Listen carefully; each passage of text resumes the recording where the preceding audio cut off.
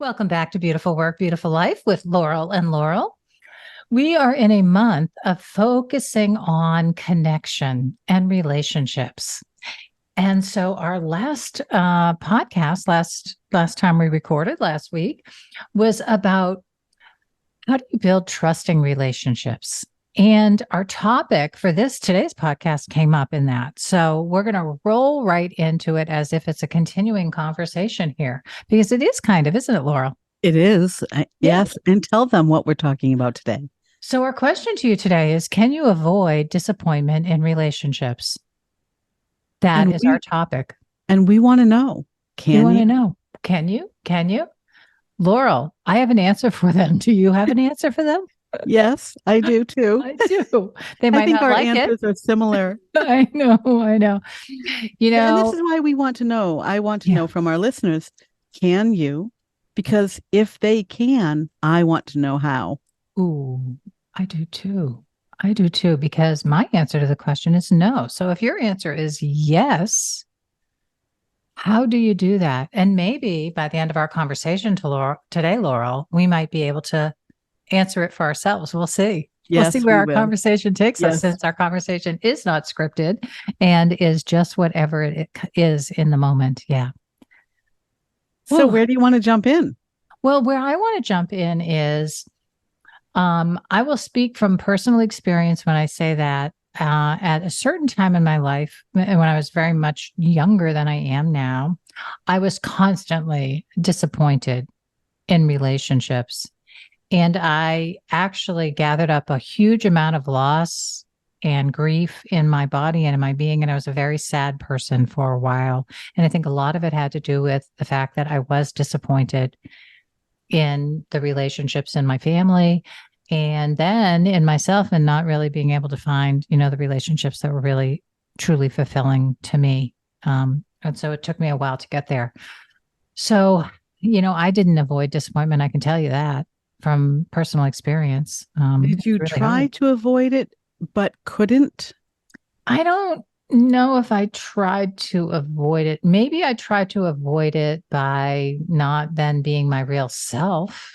I mean, we talked about trusting yourself in relationship, and we talked about how important it is to be authentic. Yes. I think I'm doing the people pleasing thing. You're when you're a people pleaser, you're not being, fully authentic. So I know that was an issue for me. I avoided conflict a lot because I didn't know how to handle conflict. I think you and I share more than just our name. I too, people pleaser and conflict avoider. Yeah. Yes. Yeah. And to not be those things anymore feels really good. It feels really, really good to know that conflict comes up and I'm like, here we are. Here's conflict. Yes. What are we going to do? It's true. And I think when you can acknowledge that conflict is part of life, that disappointment is part of being in relationship. Yeah. Right. Even in our relationship with ourselves, conflict and disappointment are part of what we live.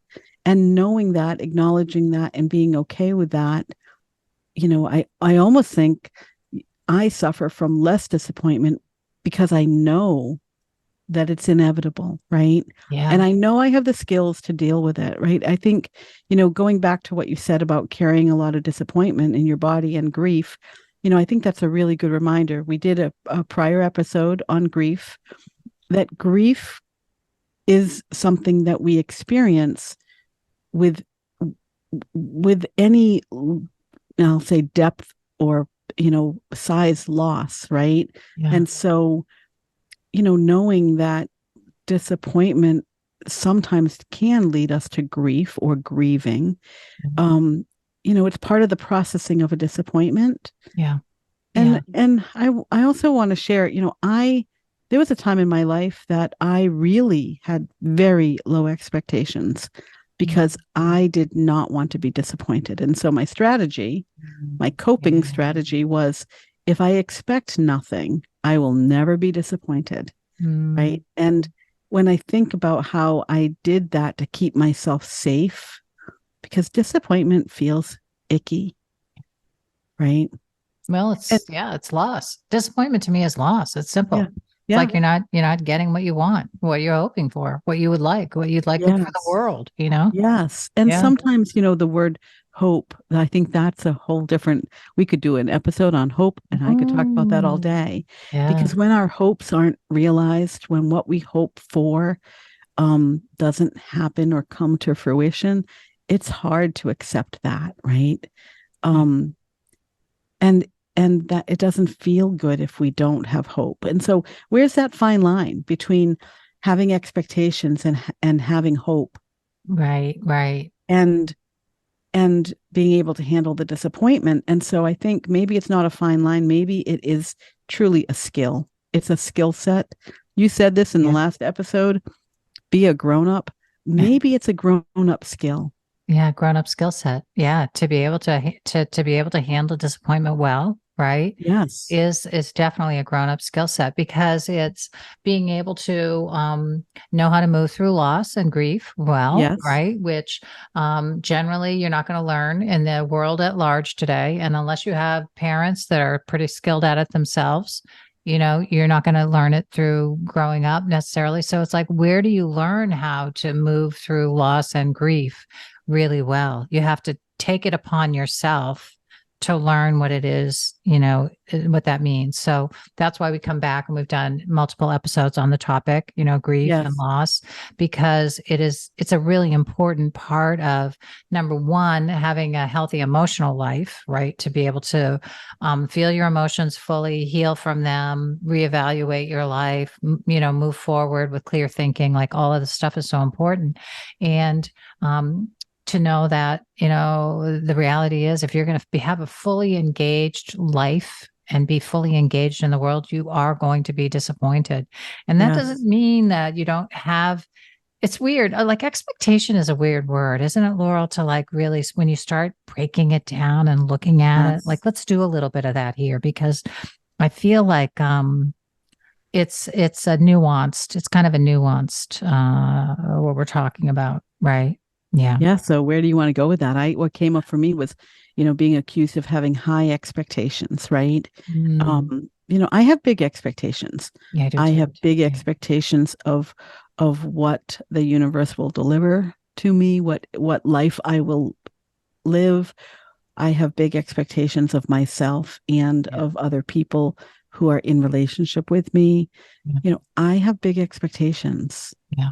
And Yeah. with big expectations, sometimes come big disappointment. Yeah. Well, that's why the work of being able to handle disappointment well is so Yeah. important, because if Yeah. you're going to have like I'm okay, so let's go back to the being, being a grown up and being in relationship with other people that are grown ups, right? So I have an expectation that uh that people are going to, if you're in a grown up body, you're going to be a grown up, right? So there's an expectation on my part that I expect you to act like a grown up. Well, am I disappointed often? Yes, I am often disappointed. Do I manage that well now? Yeah, I do manage it well now, because I do. There's a certain expectation around it, but it's also an expectation of, but show me who you are, right? And then we'll take it from there. So it's kind of like I don't expect to have a friendship with anybody until I can see that they can behave like a grown up and have a mutual experience with me, because I'm going to show up as a grown up. So I want you to too, Yeah. So there's that nuance of expectation being boundaries, being rules of the game, right? Yeah. Being what you are choosing or what you are willing, you know, tolerate is coming up for me, right? Your expectations, like those are all really healthy things. Yeah. Boundaries are an extremely healthy way to live, Yeah. right? Imagine what life is like if we don't have boundaries. No. And yeah, so what do you have to say about the word expectation? Like, what does it mean for you? I would say handle it with care. I mean, that's kind of like the thing that comes up with me when you use the word expectation, right? Just handle it with care. So when you say, I expect you to, right? Are you asking to create an agreement with another person? Right? So if you're, to me, I'm kind of like, okay, here you are, you're showing up in my life. You look like a grown up when I'm looking at you. So I'm expecting you to be like a grown up. But I also know that a lot of people don't grow up emotionally fully, depending on their backgrounds. And so I want it. I expect you to. But if you don't, am I disappointed immediately? Well, maybe if I started to think you were going to be my friend, maybe then I start to be disappointed because I'm like, oh, yeah, that's not really going to work for me.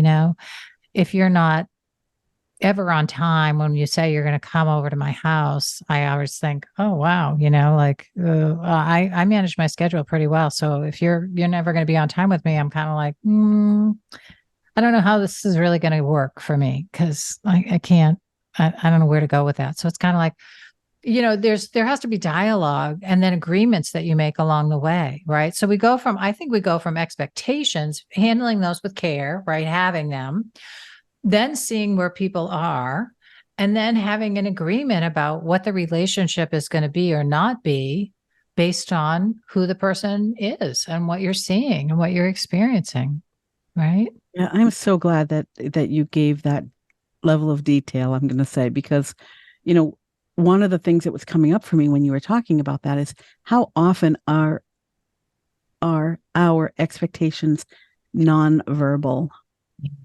Right. and you know, being able to share your expectations by speaking about them with someone else that you're expecting or hoping, or yeah, um discovering a relationship with, right? Yeah. You know, how it's like a big light bulb moment, I think, for me, because I'm like, oh yeah, the unspoken expectations versus the spoken. And if I had, the vision of a set of scales, like the Mhm. symbol of Libra, right? Yeah. If I had to put my expectations on spoken on one side and unspoken on another, I bet my unspoken expectations are far greater and way more than my spoken. And Mm. and then Yeah, if that's I looked at interesting. the correlation between the spoken or unspoken expectations and then where my disappointment stems from, Yeah. ooh, Mm. ow, it might be my unspoken expectations that lead to greater disappointment. That's great. That's a great identification. So I hope everybody like can take that in. If you didn't follow that really well, but like something was dinging around with you, just listen to it again because that is the trail, right, of being able to be clear.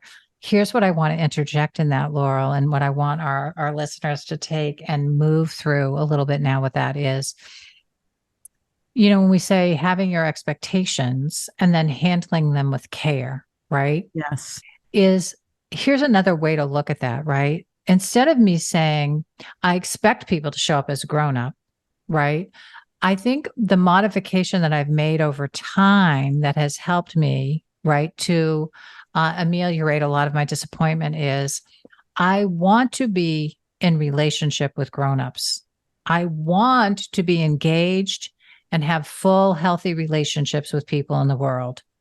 So, in order to do that, I know people need to take responsibility. They need to be grown up. They need to be emotionally mature. They need to have some interest in me, like I have interest in them. Right.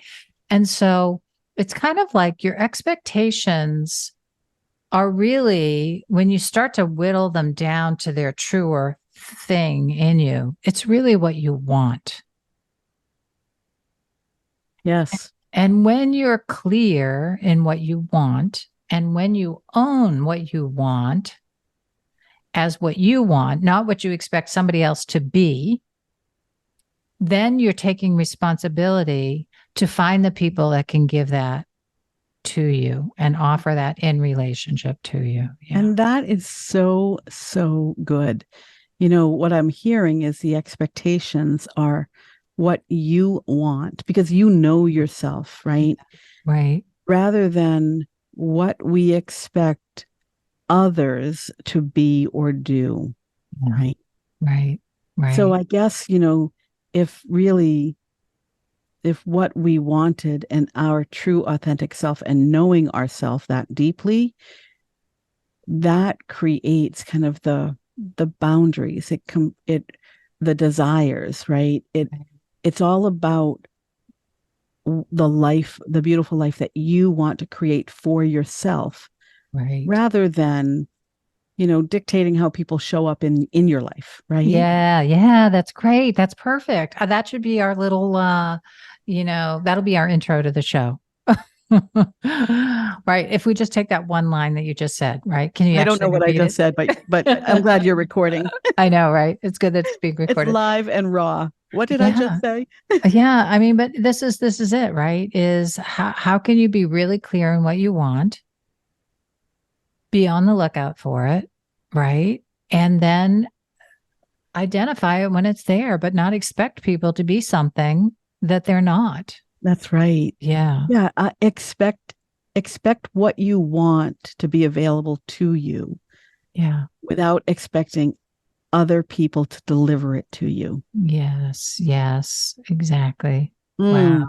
Mm. That Mm. that makes me really think about, having faith, and trust in yourself Yeah. and in something bigger than yourself, right?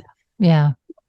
Yeah. Yeah. Uh, it's so important, that self-trust that we talked about last episode. It is. It's so Yeah. huge. And I think that I'm glad that you kind of opened up the doorway to think about, faith and trust in ultimately, right, finding or having some experiences that you really want to have in life.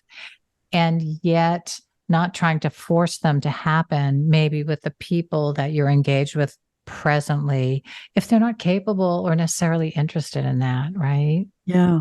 Yeah. Yes. And that's Yeah. hard, thinking about disappointment, because often we're in relationship and we want to be in relationship forever, right?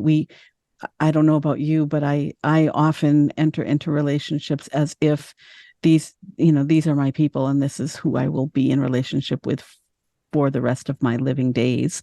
Mm, Um, some relationships aren't like that, right? yeah. But how can you not be, I'll say, disappointed? How can you manage the disappointment or when, what am I trying to say? Without expecting other people to bring it to you, what you want, what you desire, but knowing that, you know, you have faith and belief and trust in something bigger, that you will get what you want. You have access to what you want. You deserve what you want.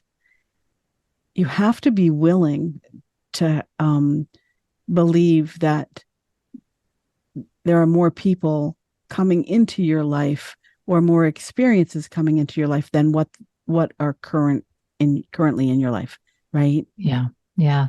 Yeah. And I love that you were talking about, Laurel, this idea of the people that you're in relationship with, like they're there for good, right? And I think that's kind of I mean, to a certain extent, that's a little bit of the mythology that's been promoted, in Yes. our books and in our music and in all the stuff, right? And so, um, how can we be a little bit more flexible around that and know that in different seasons of your life, different people come and go in relationships. And as you grow and change, you are going to have new people coming and going, and that's okay, right? Versus the story of, this is the family I was born in with, this is the one I have to leave with, so to speak. Yeah. Yeah, that it just we are more I think, look, here we are in the age of Aquarius, right? We're in this age of enlightenment and change. And if you don't see it or feel it, I want you to just sit quietly and notice, notice how you are, and notice what you're thinking about, notice what people are talking about. The world is changing. We are being called as humans to evolve, advance, become more, right? As Mm. we are we're conscious that we're capable of so much, Yeah. right? And yet we've only explored a small territory of what we're capable of. So we're moving on, right? We're learning more, we're growing more.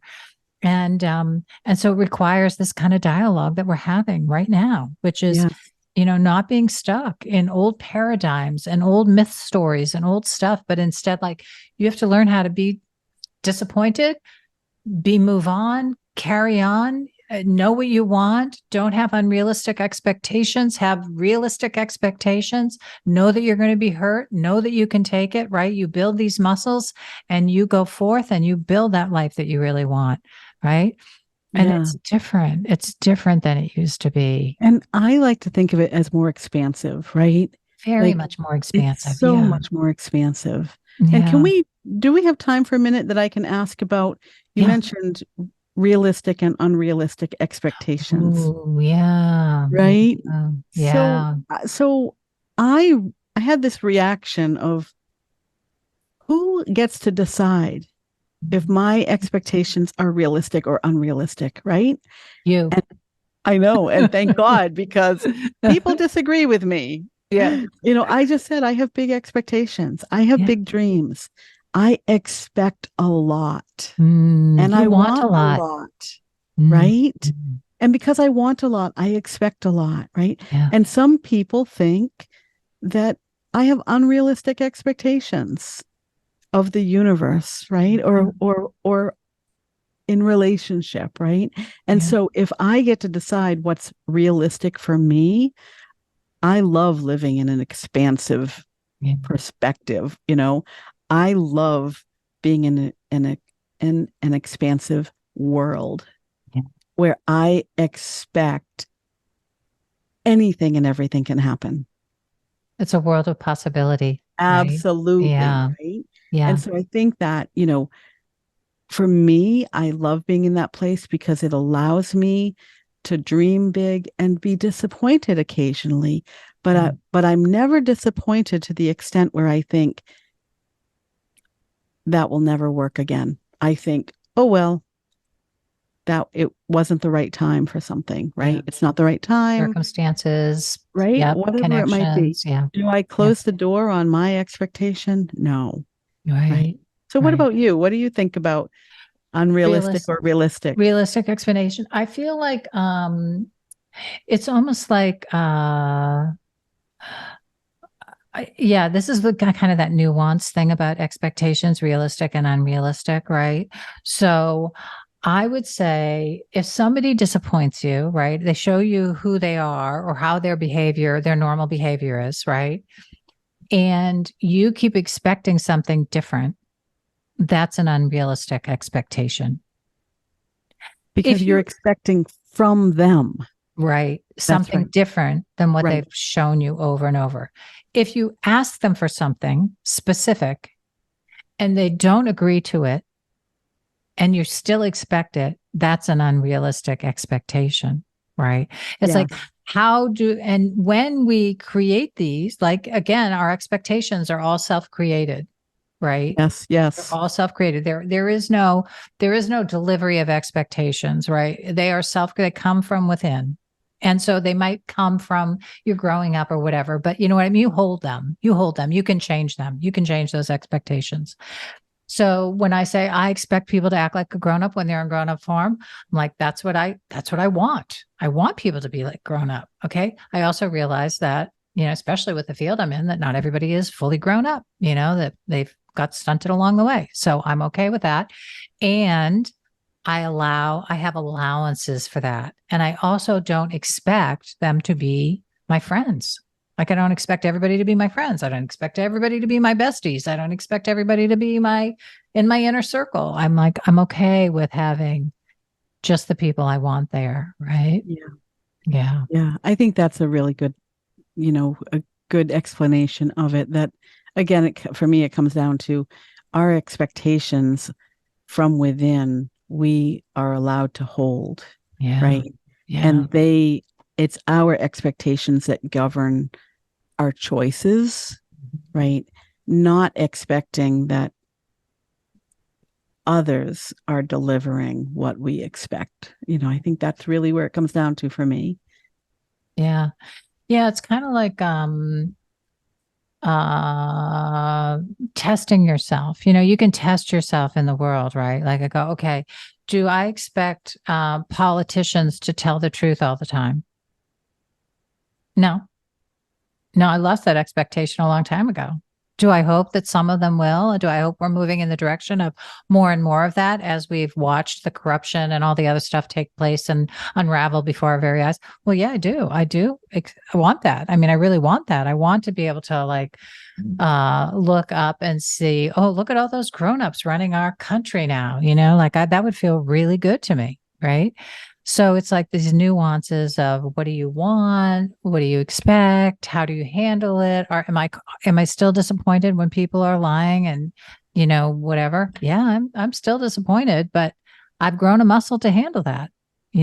As a grown up, I've done the work of going, yeah, that's unfortunate, but that's a reality, And there's so much here when I think about all of that, whether expectations are based partly on our past experience, right? Mm-hmm. Where hope often is based on something we've never experienced. But then there's that messy middle of having big expectations. I mean, expectations of things maybe that I've never experienced, but I know are possible in this world. Yeah. Right. Yeah. Yeah. Again, that's a really interesting, and maybe that would be a topic for us as we move forward too, Laurel, is this idea of living in possibilities. Like, what does that mean? What does that look like? What would it look like to live in a world of possible? Everything's possible. Anything's possible. Well, it is. It's such an interesting conversation between expectations, hope, and possibilities, right? Yeah. Often I would say, and I've been known to say this, hope is not an action verb. Yeah. And I don't, that's not me anymore. I don't even say that because the world I live in now, I am so much more hopeful than I ever was before. And hope can be an action verb, right? Like bringing something to life just because this is what you hope for, maybe for other people, for your community, hope for the world. Like we can bring hope into action. But not if we don't live not if we don't live in a world of possibilities. That's right. That's right. So let's close with just a few journaling prompts before we rush off today. Because I was thinking about, how I love inventories with people. So it's kind of like, can you do a little disappointment inventory, expectation inventory? Maybe take your top relationships across, you might put like across the top of a piece of paper. Here are, 3 really significant relationships that maybe you think are a little troubled or shaky or you're questioning, right? And then go down the side over here and go, okay, what are my expectations in them? What are the behaviors that I see? What are my disappointments? Like just take inventory to begin with, right? To begin to sort out, can you avoid disappointment in relationships? How do we do that? Right. And I think the journal question that was coming up for me was really about our growing skill set, right? Our adult skill set. Mm-hmm. And it might be something like when you think back on a disappointment that you suffered when you were younger, could be a child, could be a teenager, or early 20 somethings, but a disappointment that you suffered that really had you stuck, kind of, knocked you off your feet. Yeah. And how that situation now with your adult experience and skill set, how you might have processed that disappointment if you were to experience that same thing today. Yeah. Yeah, that's good. That's great.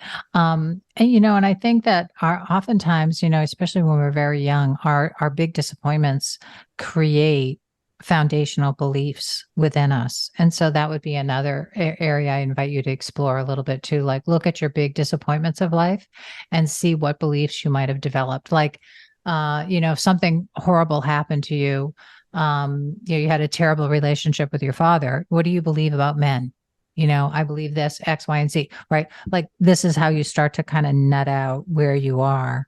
And then to begin to test those beliefs a little bit, right? And expand them to maybe something more than just what the disappointment taught you in that particular instance. Yeah. Yeah. And a question of whether holding that belief is serving you well Yeah. or not. Yeah. Right. Yeah. Because we do carry disappointment forward Yeah. and protect ourselves, you know, for Yeah. years to come after a disappointment, Absolutely. even if it doesn't serve us well. Yeah. It's part of our survival, you know? Yes. Yeah. Yes. Well, Ah, another great thanks. topic Oh, I know. today. Thanks for a great conversation, Laurel. That was really there's a lot there. I feel like we could go back and take notes and revisit a lot of these ideas, and maybe we will. We'll see. Yes. Can't wait. But for now, off we go, and we'll see everybody next time on Beautiful Work, Beautiful Life. Bye. Bye. Bye.